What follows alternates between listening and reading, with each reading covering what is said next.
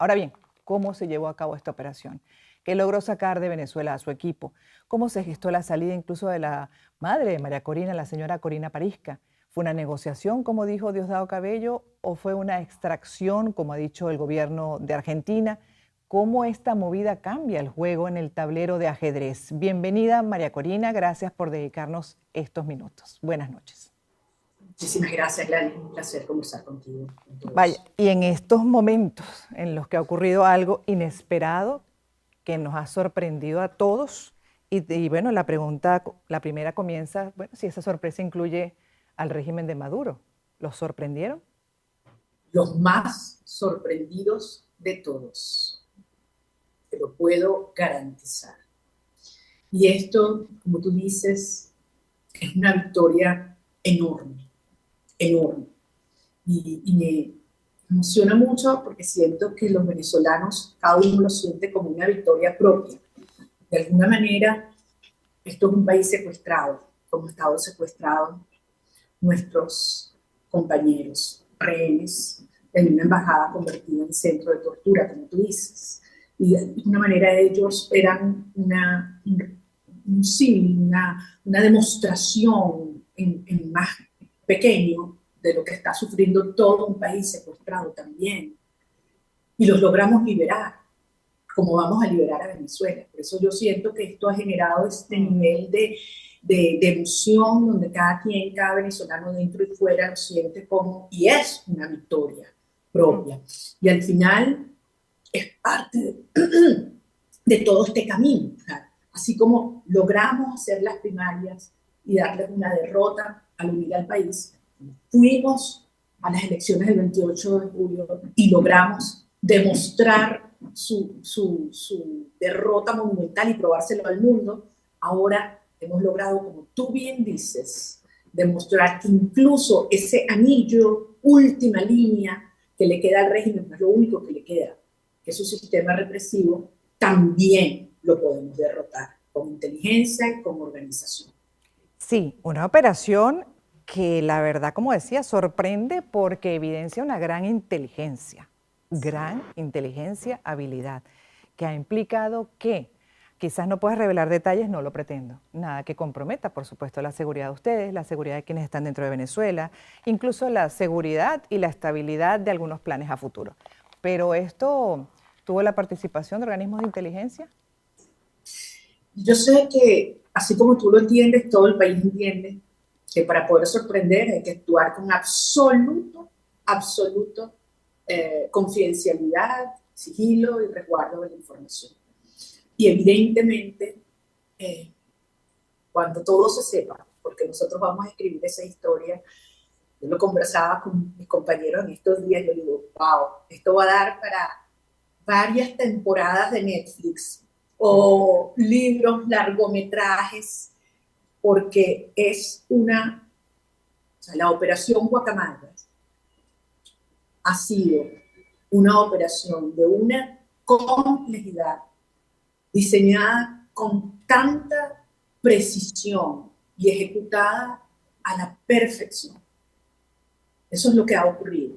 Y evidentemente hay que proteger a todos los involucrados, porque como bien dices, esta lucha tiene nuevas etapas y nuevas tareas y propósitos que cumplir en los tiempos por venir. Claro, un medio que ha sacado información, no sé hasta qué punto es cierto todo, seguramente ya lo leíste, es el medio Clarín de Argentina.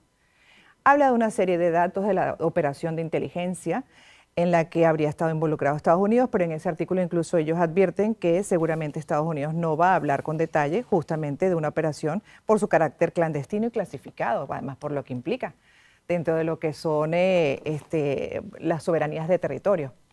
Y ahí la pregunta, si has leído el artículo y qué tanto de ese artículo podemos tomar como cierto. Sí, lo leí, por supuesto. Y no voy a comentártelo, pero sí voy a decirte algunas cosas adicionales, ¿no? Y no voy a comentártelo precisamente por lo que tú dices, porque yo sé que en este momento toda nuestra obsesión es proteger a todos los involucrados, Entiendo. incluyendo, debo decirte, a los rehenes liberados. Mira, el nivel de coraje que requirió tomar la decisión de ir adelante con este proceso, por todos los riesgos que ello involucraba. A mí me conmueve porque yo decía, Dios mío, son tan valientes. Y al final tú te das cuenta que la libertad es un valor superior y que lo vale todo, incluso poner en riesgo la vida por la libertad.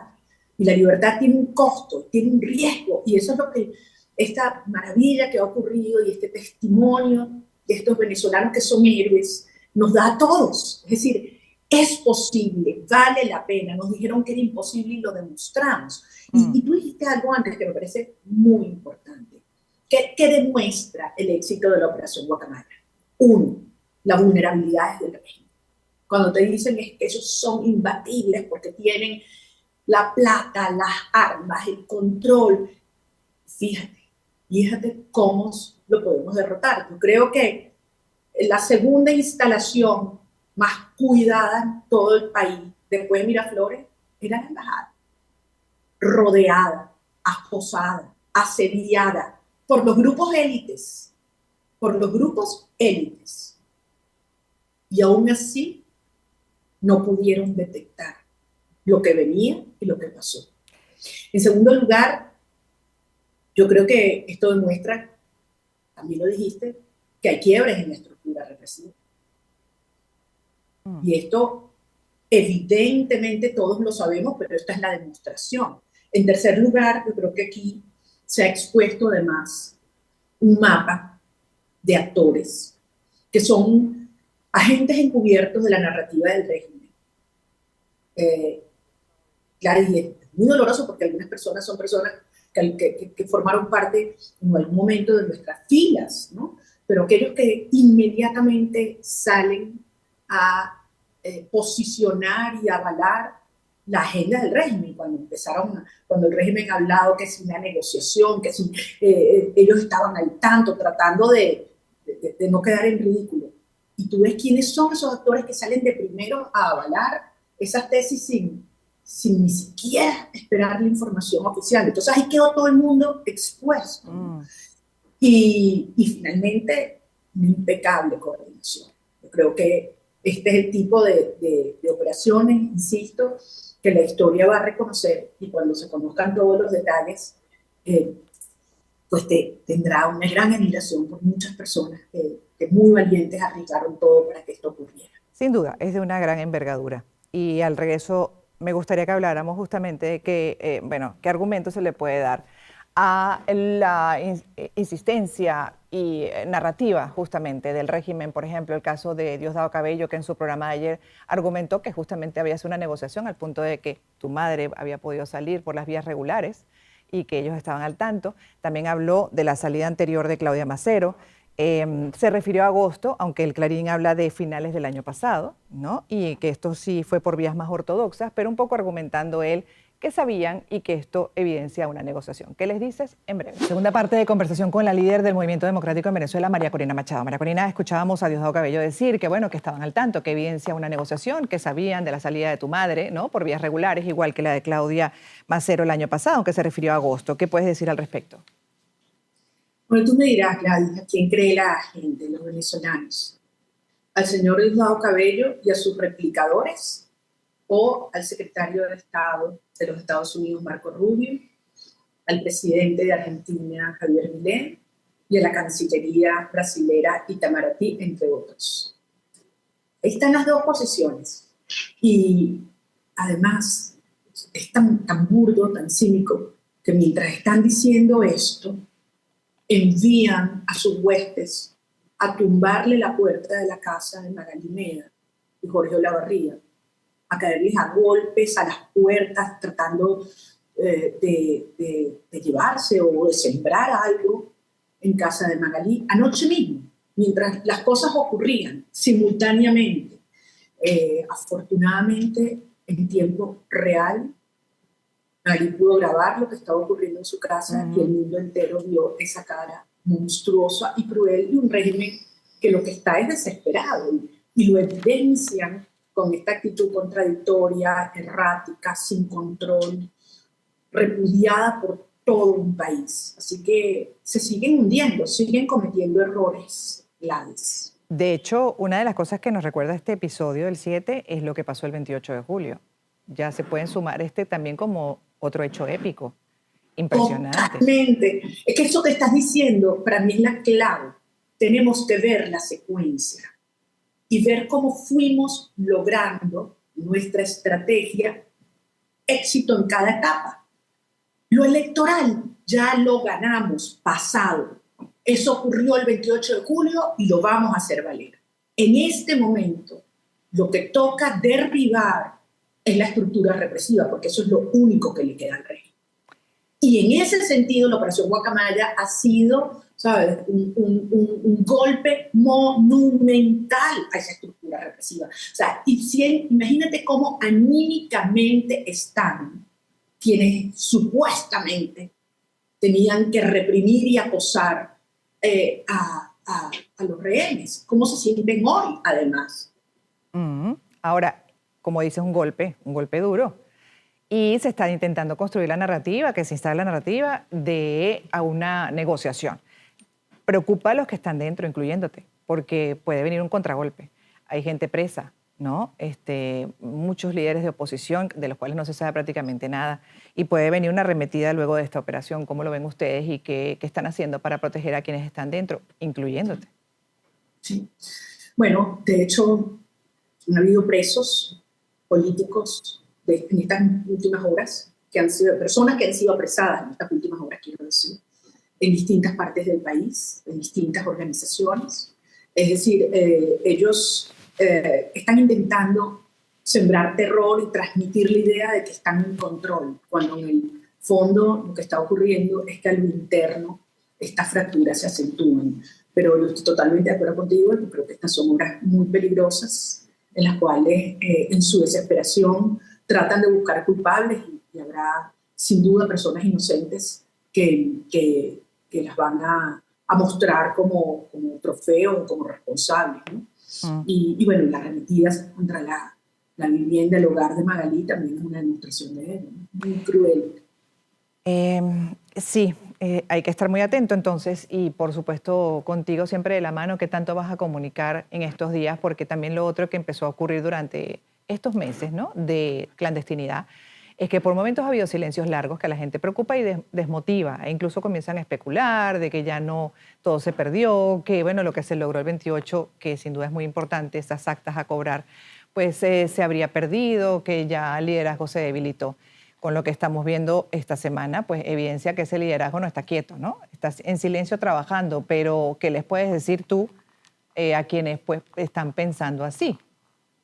¿Sabes qué? Yo creo que la gente está tan clara. Y los venezolanos saben que cuando estamos callados y cuando estoy en silencio, cuando más duro estoy trabajando. Y aquí está una evidencia de lo que pudimos hacer muchísima gente, por supuesto. Esto ha sido diseñado, decirte, y ejecutado a la perfección y ha requerido un enorme trabajo de planificación también. Ahora, ¿dónde estamos hoy? Cada día hemos dado pasos hacia adelante. Lo he dicho en estos últimos días insistentemente. Hay además una continua y profunda coordinación con la comunidad internacional, en particular con el gobierno del presidente Trump, que tiene clarísimo lo que el régimen de Maduro representa para todas las Américas y obviamente para la seguridad nacional de los Estados Unidos. El hecho de que se haya calificado inequívocamente, tajantemente, el régimen de Maduro como una estructura criminal. Esto es un paso monumental y ha tomado también mucho tiempo trabajar esto y que el mundo lo entienda, las organizaciones de derechos humanos, los familiares de las víctimas, los organismos que investigan, la justicia internacional. Ahora todo se está alineando. Gladys, siento que todos los vectores, por primera vez, porque en el pasado habíamos tenido en distintos momentos algunas fuerzas activadas, me explico, y algunos intereses alineados con la transición y el bienestar de los venezolanos. Pero ahora está ocurriendo simultáneamente. Y esto es muy importante. Entonces, cuando hay una decisión de tratar al régimen como lo que es una estructura criminal, aplicando la ley, porque eso es lo que hemos pedido, aplicar la ley. ¿Qué incluye eso? Cerrar las fuentes de financiamiento criminal. No solo a través de las licencias autorizadas que se usaban para corrupción, represión o propaganda de terror, pero también las redes del crimen, de actividades ilícitas. Te pongo un ejemplo. Lo ocurrido ayer anunciado por el Comando Sur con el decomiso frente a la costa de Puerto Cabello de un cargamento de droga. Entonces, esto es en serio y viene en múltiples áreas porque hay un plan, hay una operación muy compleja e integral para avanzar en el debilitamiento de lo que le queda al régimen de soporte. En esa operación, lo cual hemos visto pues parte con esta operación denominada Guacamaya, una de las cosas que preocupa a lo interno dentro de la crisis profunda que se tiene, adicional al miedo instalado absolutamente válido por la represión, es que se agrave la situación económica con las sanciones, ¿no? Y algunos incluso, bueno, siguen insistiendo, lo cual es válido, entendible, que las sanciones, lejos de ayudar, perjudican aún más a la población venezolana. Tú estás adentro, tú vives la crisis desde adentro. Entonces, me gustaría que a esa población que tiene esa angustia totalmente razonada, válida, le des un mensaje, porque si vienen esas sanciones, viene una etapa todavía mucho más de crisis económica. ¿Cómo aguantar? Nada fácil, ¿cómo aguantar una situación de esa naturaleza? Creo que los venezolanos hemos aprendido a los golpes, claro, ¿no? Y que además la libertad, la justicia, vivir en dignidad es costoso, implica enormes sacrificios. Y todos los estamos pagando cada uno de distintas maneras. Los venezolanos que se han tenido que ir y dejando todo aquí, es viviendo en circunstancias terribles en muchas partes del mundo. Los venezolanos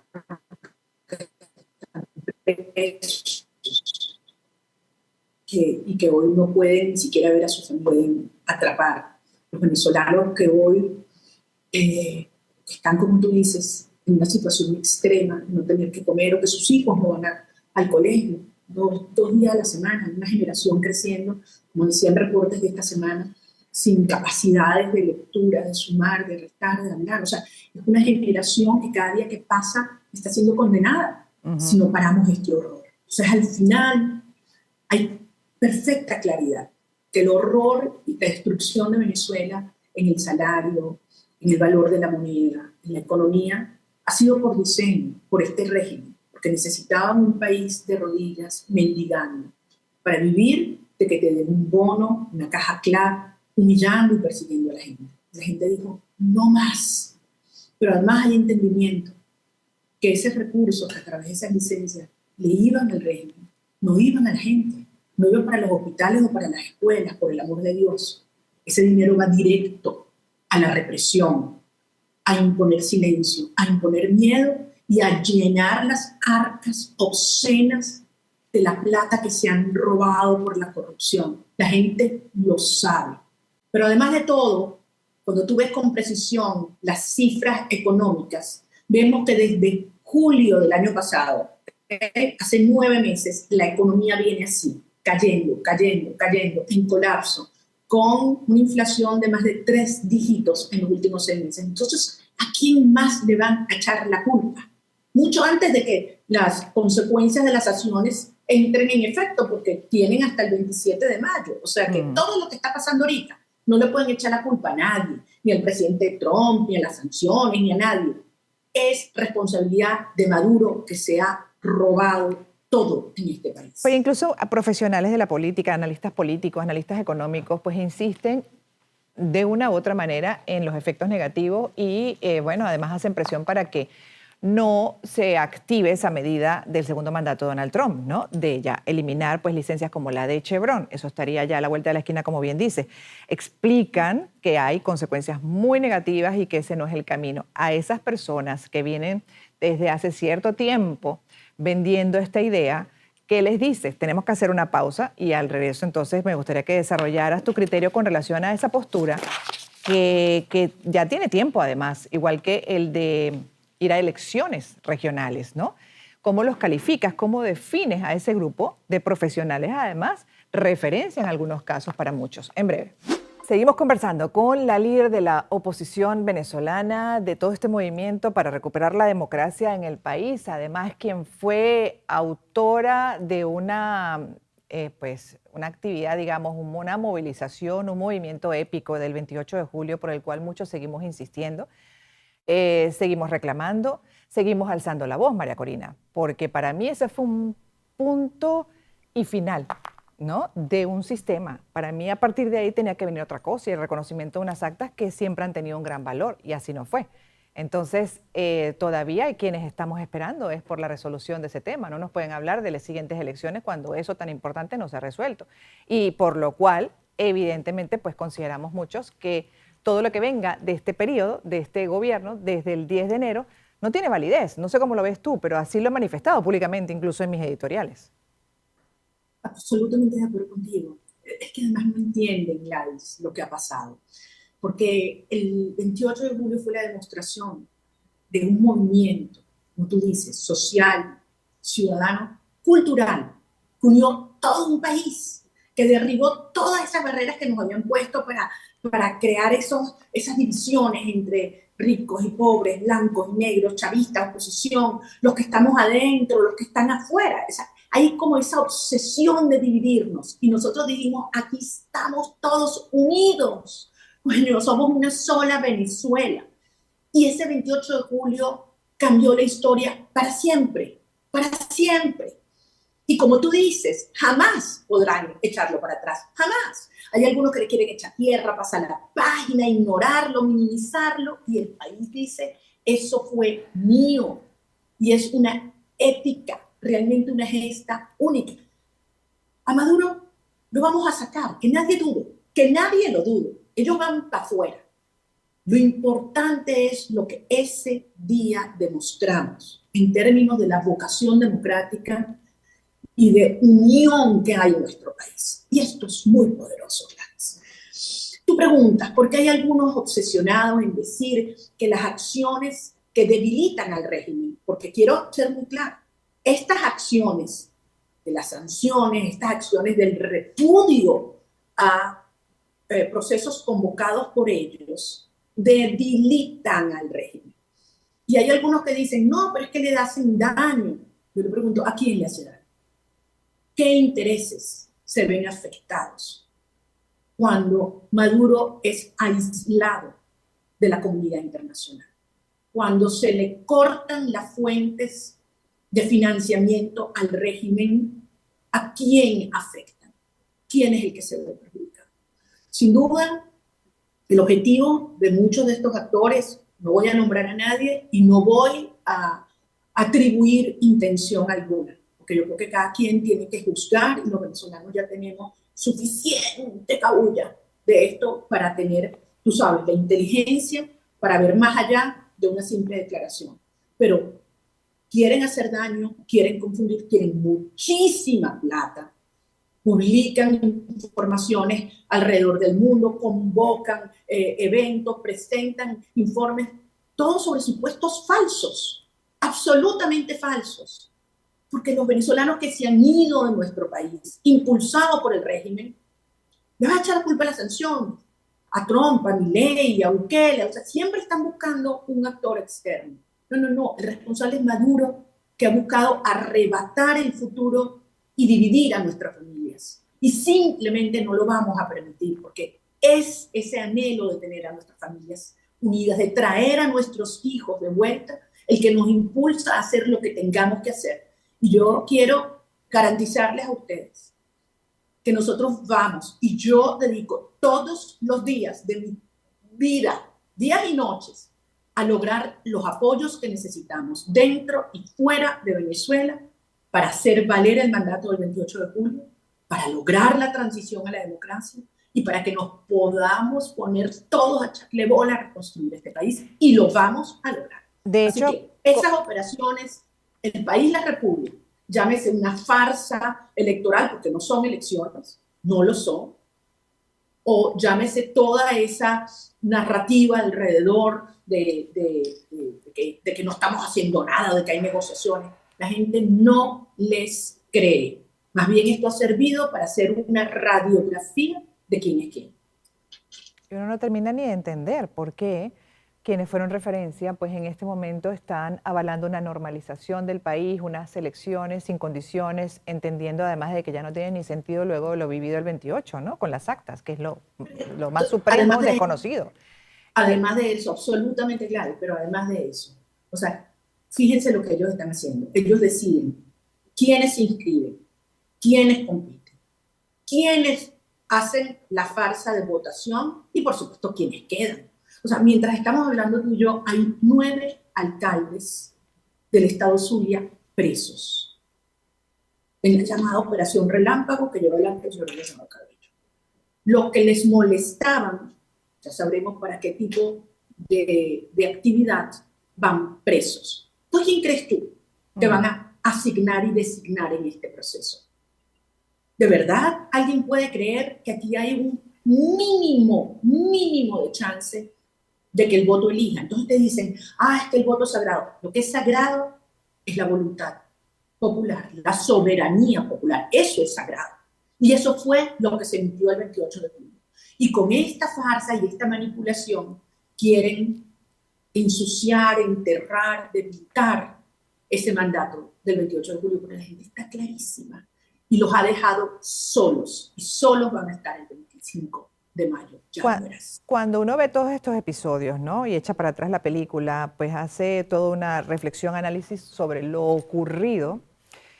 La verdad es que ya no sabe si pensar que hemos tardado tanto precisamente por complicidades internas dentro de la misma oposición. ¿Cómo lo ves tú? Mira, cuando uno ve la historia en todas partes del mundo, te das cuenta que las tiranías y los sistemas criminales tienen mecanismos terribles para quebrar gente buena, realmente para infiltrar y extorsionar, amenazar, hacen cosas horribles.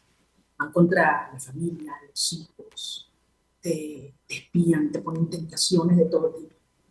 Y te digo, para mí, lo más doloroso que yo he vivido en estos años, Gladys, es perder amigos, porque los han quebrado. Ahora yo no voy a juzgar, la historia se encargará de ello, los venezolanos y el pueblo de Venezuela ya lo ha hecho.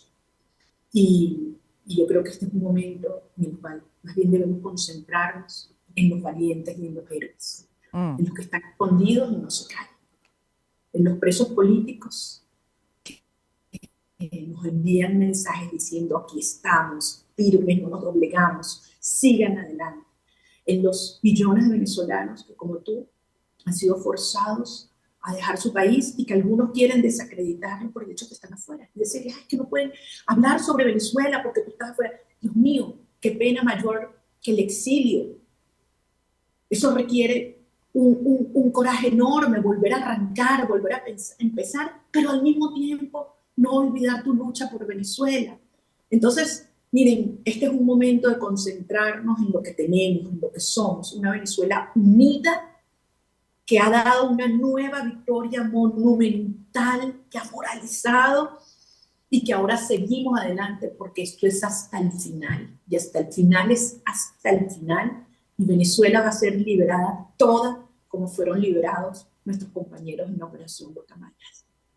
Déjame decirte algo, ya que hablas de quienes estamos fuera, por ejemplo, y algunos comentarios que hacen al respecto. La verdad es que no me doy por aludida. A mí nadie me quita el derecho de hablar de mi país, María Corina. Seguir luchando por mi país, esté donde esté, entregar lo mejor de mí, además por el bienestar de todos y todo lo que se implica. Sabemos, empezando por el cambio político que hay que insistir. Pero además, Gladys, ustedes se han convertido en la voz de muchos que no tenemos voz aquí adentro. ¿En qué medio de comunicación puedo estar yo aquí? ¿Qué colega tuyo que esté en Venezuela puede tener esta conversación conmigo? Ninguno. Entonces, todo lo contrario. O sea, nuestra diáspora se ha convertido en ese enorme activo, esa enorme fuerza que hace que el mundo entienda lo que está pasando en Venezuela y que lo mantengamos como la principal causa por la libertad en el planeta. Sí, sin duda, así es como muchos entendemos el compromiso o parte del compromiso que tenemos, ¿no? Así es, y más después del 28, como bien describes, que la cosa es mucho más difícil para quienes están adentro, y me solidarizo con quienes están pues viviendo una serie de situaciones de muchísimo riesgo. Y volviendo al punto ya también para saber, ¿tu madre cómo está? ¿Cómo están, por supuesto, parte de ese equipo que logró salir de la embajada con esta operación de rescate? ¿Cómo están y qué esperas de ellos? ¿Ellos van a declarar? ¿Van a activarse ya desde afuera? ¿Cuál va a ser el papel? Mi mamá está bien. Te voy a hacer una confesión, mi mamá no quería irse bajo ningún motivo. Son meses y meses pidiéndole, mamita, necesito que salgas. Le cortaron el agua, la luz, perseguían a las personas, le negaban el acceso incluso en oportunidades de medicina a su casa. Pero al final, bueno, los hijos y los nietos la persuadimos de que por el bien de todos, incluso para mi propia tranquilidad, quería salir y aceptó. Y está la mano de Dios, sin duda, y la mano de mi papá, que desde el cielo la ha cuidado, como la cuidó cuando él estaba aquí con nosotros. Así que, gracias a Dios, mi mamá está bien. Y mis compañeros, ¿qué te puedo decir? Son mis héroes, mis héroes. Lo que han vivido es algo brutal. Se han compenetrado, se han complementado, se han apoyado, y te puedo decir que han crecido tanto como seres humanos y como los grandes líderes que son de este proceso ciudadano y político. Y pronto sabrán de ellos. Yo no quiero decir nada por ellos, porque tienen tanto que transmitirle al país, y yo sé que todos estamos emocionados por escuchar. Por supuesto que he hablado con todos, hemos reído, rezado, llorado. Son mis héroes, Me imagino. héroes de Venezuela. Me imagino, me imagino. Claudia sí se fue antes, y aquí para datos que puedes precisar, que no comprometen, como bien decías al inicio, pero que sí pueden precisar dentro de la historia, ¿no? De los hechos que tenemos ahí. Claudia salió antes, salió a finales del año pasado. Ella no va a reportar, a informar, pero efectivamente fue una operación que empezó hace mucho tiempo. Por la puerta no salieron, por la puerta principal. Salieron de la mano de Dios por una puerta de luz, y en su momento todo se sabrá. En su momento todo se sabrá, y yo quiero aprovechar para terminar de agradecer a todos aquellos que hicieron esto posible, que acompañaron y se arriesgaron, pusieron su talento, su experiencia, su inteligencia, de una manera que engranó de manera perfecta. Y por supuesto quiero agradecer al presidente de los Estados Unidos, al secretario Marco Rubio.